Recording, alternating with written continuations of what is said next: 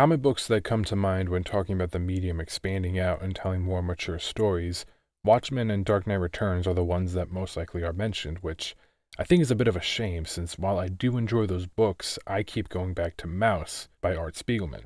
And stay with me here.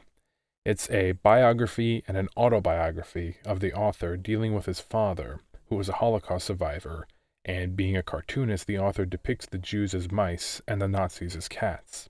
It comes in 2 volumes or as a set. It's told in a bit of a meta fourth wall fashion where Spiegelman is talking with his dad about writing the book that we're reading. We go back and forth between the two of them talking and the author's father telling his story, which after a while you begin to forget you're looking at drawings of mice and cats and your brain starts making them more and more human, culminating in an ending that still gets me every time. What I love about this book is the depiction Art makes about his dad. He survived a genocide, and that type of trauma affects you.